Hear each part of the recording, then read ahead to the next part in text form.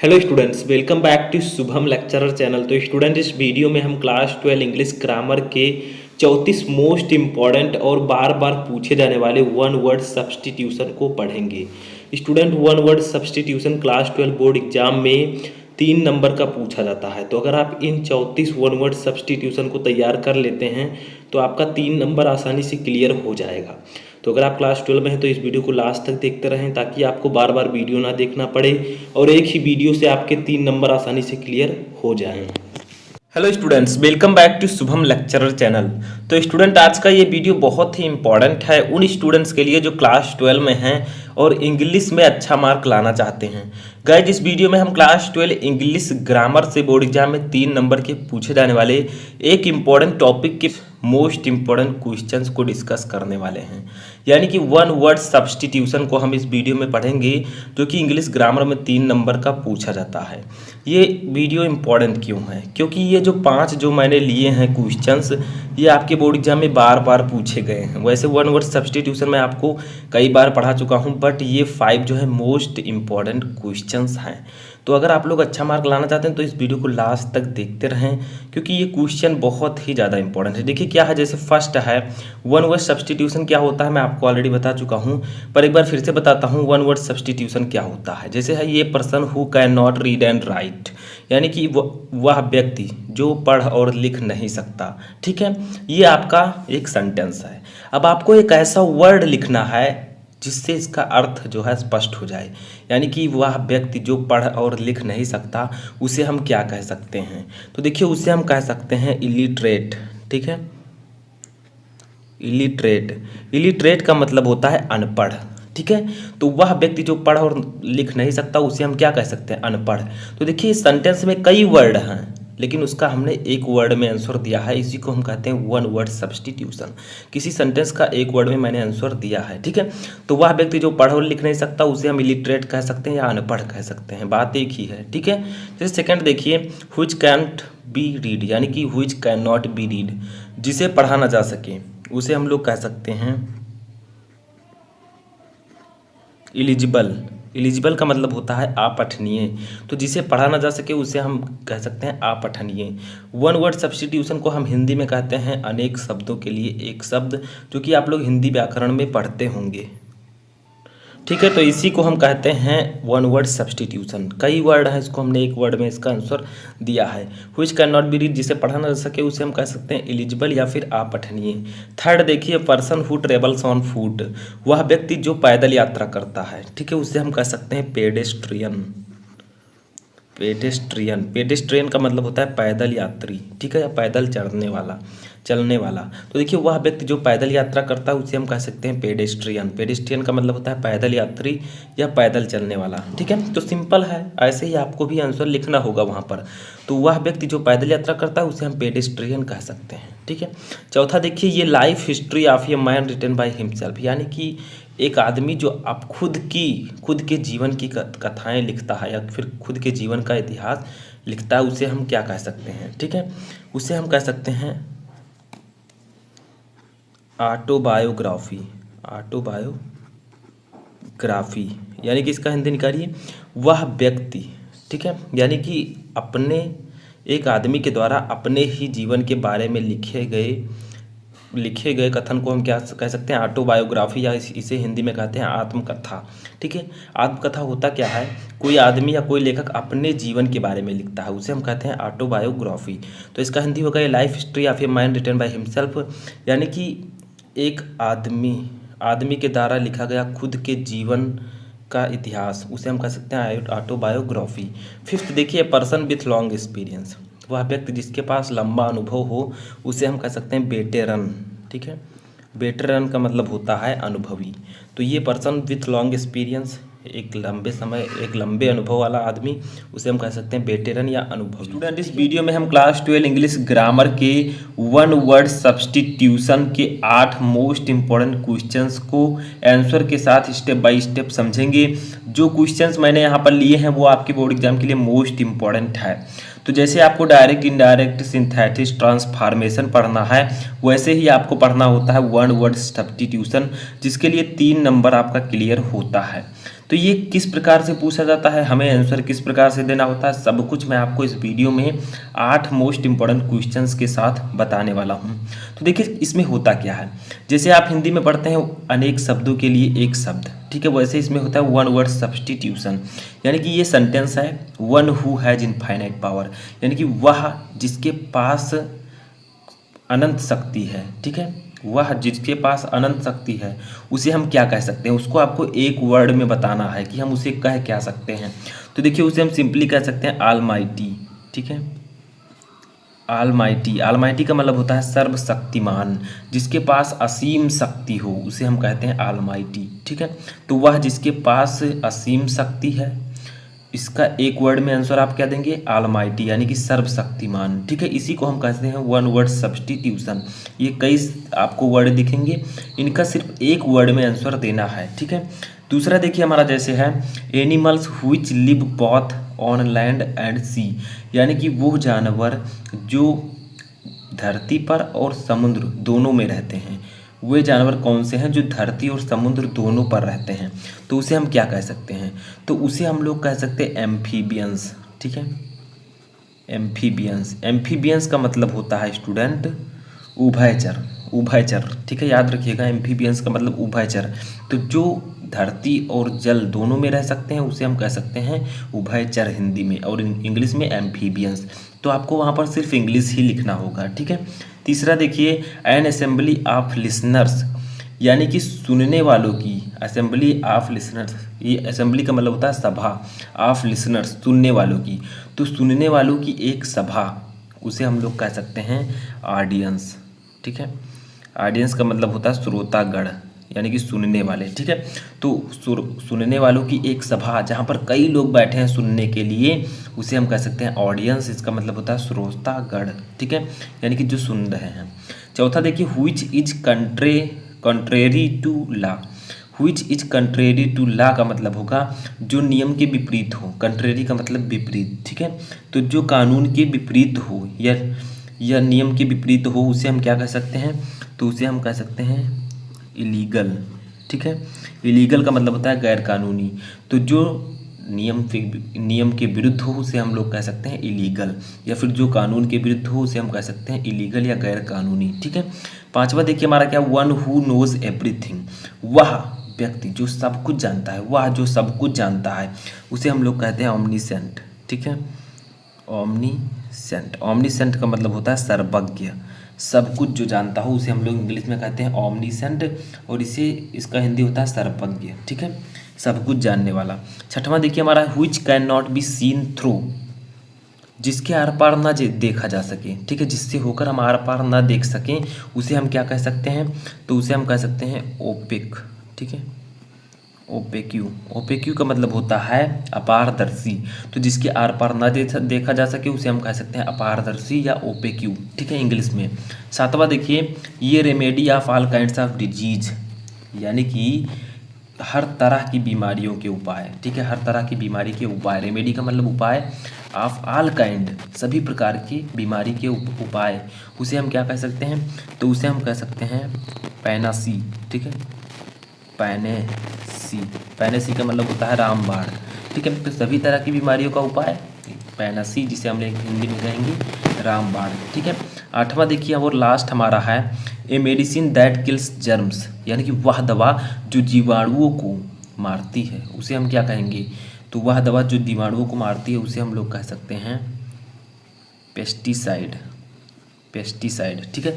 Pesticide का मतलब होता है कीटनाशक, तो वह दवा जो जीवाणुओं को मारती है उसे हम जीवाणुनाशक या कीटनाशक कह सकते हैं, ठीक है, बहुत ही इंपॉर्टेंट है। तो देखिए जैसे इसे कैसे करते हैं, फर्स्ट है ये ट्रेवलर इन स्पेस, इतना ज़्यादा 4 वर्ड दिए गए हैं, अब कोई ऐसा वर्ड बताइए जिससे इन चारों का अर्थ निकलता हो। जैसे ये ट्रेवलर एक यात्री इन स्पेस, यानी कि अंतरिक्ष का एक यात्री, उसे हम क्या कहेंगे, तो उसे हम लोग कहेंगे एस्ट्रोनॉट, ठीक है। एस्ट्रोनॉट का मतलब होता है अंतरिक्ष यात्री। तो देखिए ए ट्रेवलर इन स्पेस, यानी कि अंतरिक्ष में एक यात्री, उसे हम क्या कहेंगे अंतरिक्ष यात्री। ठीक है, तो देखिए कई वर्ड हैं, उसके मैंने एक ही वर्ड लिखा और वो वर्ड जो है इन सभी के अर्थ को बताता है, मीनिंग को बताता है।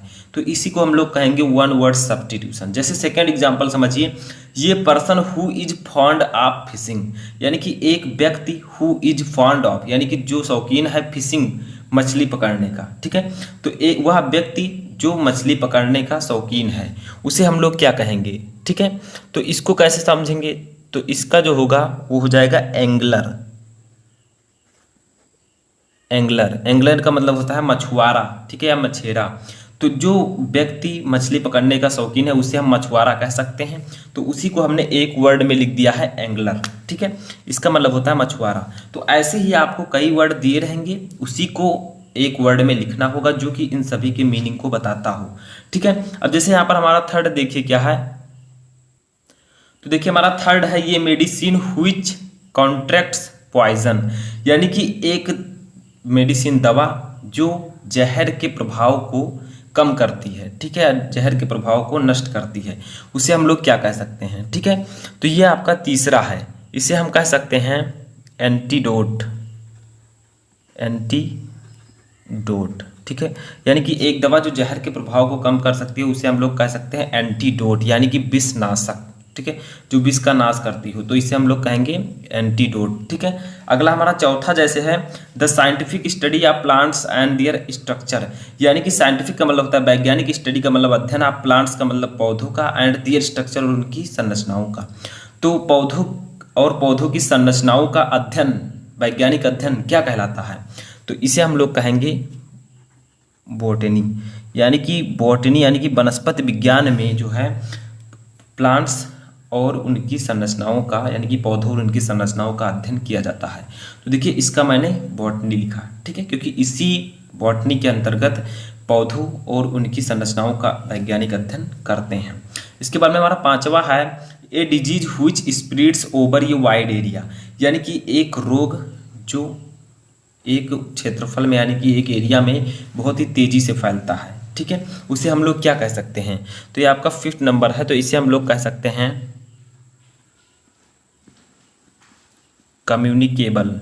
ठीक है, कम्युनिकेबल का मतलब होता है संक्रामक रोग, कम्युनिकेबल। तो a disease which spreads over a wide area, यानी कि एक रोग जो कि एक एरिया में बहुत ही तेजी से फैलता है, उसे हम लोग कह सकते हैं कम्युनिकेबल, यानी कि संक्रामक रोग। संक्रामक रोग आपको पता होगा कि जब एक व्यक्ति को हो जाता है तो दूसरे व्यक्ति को होने में टाइम नहीं लगता है, बस एक दूसरे का अगर कोई भी संपर्क हुआ तो दूसरे व्यक्ति को भी हो जाएगा। ठीक है, तो संक्रामक रोग बहुत ही तेजी से फैलते हैं। अब इसके बाद में हमारा छठवां है a person who has done something wrong, यानी कि एक व्यक्ति हु हैज़ डन, जिसने किया है, समथिंग रॉन्ग यानी कि कुछ गलत, एक व्यक्ति जिसने कुछ गलत किया हो, उसे हम लोग क्या कह सकते हैं, उसे हम लोग कह सकते हैं कन्विक्ट। ठीक है, कन्विक्ट का मतलब होता है अपराधी। तो जो अपराधी होता है वही कुछ गलत करता है, तो एक व्यक्ति जिसने कुछ गलत किया हो उसे हम लोग कह सकते हैं कन्विक्ट, एक वर्ड में। ठीक है, तो वन वर्ड सब्स्टिट्यूशन इसे ही हम कहते हैं। जैसे सातवां देखिए, हम 10 देखेंगे, 10 आपको अगर समझ में आ गए तो ये टॉपिक आपको अच्छे से समझ में आ जाएगा। सातवां देखिए, one who believes in fate, one वह हु जो बिलीव्स विश्वास करता है, इन फेट यानी कि भाग्य में, वह जो भाग्य में विश्वास करता है उसे हम लोग क्या कह सकते हैं। ठीक है, तो उसे हम लोग कह सकते हैं फैटालिस्ट। ठीक है, फैटालिस्ट का मतलब होता है भाग्यवादी। तो वह व्यक्ति जिसे भाग्य में विश्वास है उसे हम कह सकते हैं फैटालिस्ट, यानी कि भाग्यवादी। ठीक है, इसके बाद में हमारा आठवां है which is difficult to believe, यानी कि जो विश्वास करने में कठिन हो। ठीक है, जो विश्वास करने योग्य ना हो, which is difficult to believe, यानी कि जिस पर विश्वास करना कठिन हो उसे हम लोग क्या कह सकते हैं। ठीक है, तो उसे हम कह सकते हैं इनक्रेडिबल। इनक्रेडिबल का मतलब होता है अविश्वसनीय, जिसका विश्वास ना किया जा सके, which is difficult to believe, उसे हम लोग कह सकते हैं इनक्रेडिबल, एक वर्ड में, जिसका मतलब होता है अविश्वसनीय। ठीक है, इसके बाद में हम अपना अगला देखते हैं क्या है, तो देखिए अगला हमारा 9वां है which can not be read, जिसे पढ़ा नहीं जा सकता, उसे हम लोग क्या कह सकते हैं। ठीक है, तो उसे हम लोग कह सकते हैं इलिजिबल। ठीक है, उसे हम लोग कह सकते हैं इलिजिबल। ये आपका आई है, ठीक है, ELEGIBLE यानी कि एलिजिबल। तो which can not be read, जिसे पढ़ा नहीं जा सकता उसे हम लोग कह सकते हैं एलिजिबल। ठीक है, अगला हमारा और लास्ट आता है which can not be seen, जिसे देखा नहीं जा सकता। ठीक है, उसे भी हम लोग कहेंगे इनविजिबल। इनविजिबल मतलब अदृश्य। व्हिच कांट बी सीन, जिसे देखा ना जा सके उसे हम लोग कहेंगे इनविजिबल। ठीक है, और जिसे देखा जा सके उसे हम लोग कहेंगे विजिबल। ठीक है, फर्स्ट जो है इसमें ये person who does not believe in extent of God. ये पर्सन एक व्यक्ति हु जो डज नॉट नहीं करता है बिलीव विश्वास इन एक्सटेंट के अस्तित्व ऑफ गॉड यानी कि ईश्वर के। तो वह व्यक्ति जो ईश्वर के अस्तित्व में विश्वास नहीं करता है उसे क्या कहा जाता है फ्रेंड? तो आपने हिंदी में तो पढ़ा ही होगा कि इसे नास्तिक कहा जाता है। तो यहाँ पर जो होता है वो है क्या फ्रेंड? एथीस्ट। एथीस्ट का मतलब होता है नास्तिक। तो आपको हिंदी नहीं लिखना है बोर्ड एग्जाम में, सिर्फ इंग्लिश लिखिए, तो मैं समझाने के लिए बता रहा हूँ।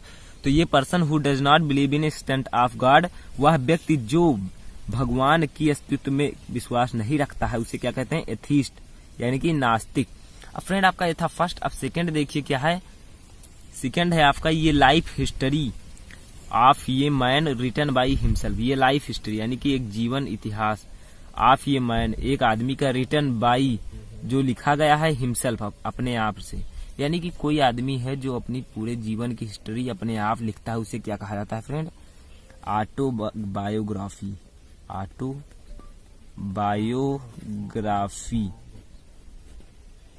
जिसे हिंदी में कहते हैं फ्रेंड आत्मकथा। आत्मकथा। तो अगर कोई व्यक्ति है वो अपने जीवन के बारे में लिख रहा है तो उसे आत्मकथा कहा जाएगा। और कहानी और ये काव्य तो आप पढ़े ही होंगे। इसके बाद फ्रेंड आप थर्ड पर आइए, ये लवर ऑफ बुक। तो यानी कि ये लवर एक प्रेमी ऑफ बुक, किताब का। तो किताब का एक प्रेमी यानी कि किताब से प्रेम करने वाला, किताब पढ़ने वाले को क्या कहते हैं? बिब्लियोफाइल। तो बिब्लियोफाइल जो है फाइल, जिसका हिंदी होता है फ्रेंड पुस्तक प्रेमी। पुस्तक प्रेमी। तो फ्रेंड ये लवर ऑफ बुक एक पुस्तक से प्रेम करने वाला यानी कि पुस्तक पढ़ने वाले को क्या कहते हैं? पुस्तक प्रेमी। तो फ्रेंड अब आप इसके बाद में चौथा देखिए, people living at the same time. अब फ्रेंड ये है आपका चौथा, people living at the same time. तो friend people living at the same time यानी कि पीपुल लोग लिविंग एट रहते हैं एट द सेम टाइम मतलब एक समय पर। तो एक ही समय पर एक ही स्थान पर मतलब रहने वाले लोग को क्या कहते हैं फ्रेंड? तो इन्हें कहते हैं, ध्यान से समझिएगा, कंटेम्पोरेरी। कंटेम्पोरेरी जिसका हिंदी होता है समकालीन। तो फ्रेंड ऐसे आपको लिखने को आएगा एग्जाम में कि people living at the same time, तो आपको इसको लिखना होगा जिसके लिए आपको 1 मार्क दिया जाएगा। 3 रहेंगे तो 3 मार्क दिया जाएगा। तो people living at the same time यानी कि एक ही समय पर रहने वाले लोग, कंटेम्पोरेरी समकालीन। उसके बाद फ्रेंड आपका पांचवा है, which is fit to eat or consume. मतलब व्हिच जो ईट इज फिट यानी कि सही है यानी कि योग्य है, टू ईट खाने के, आर कंज्यूम यानी कि पचाने के, जो खाने और पचाने के यानी कि पाचन करने के योग्य है उसे क्या कहते हैं फ्रेंड? एडिबल। एडिबल। एडिबल का मतलब फ्रेंड होता है खाद्य। तो ये हिंदी आपको लिखना नहीं है, मैं बार बार बता रहा हूं आपको।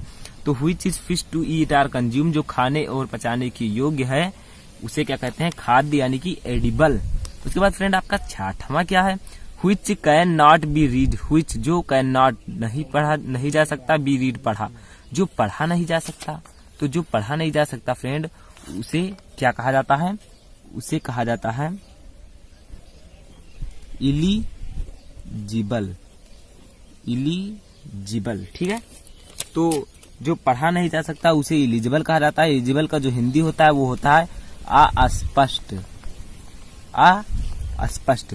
तो ये फ्रेंड है आपका आई और ये है यल, ये भी यल है। तो इलिजिबल का मतलब होता है अस्पष्ट। तो which can not be read यानी कि जो पढ़ा नहीं जा सकता उसे कहते हैं इलिजिबल, और इलिजिबल का मीनिंग होता है अस्पष्ट।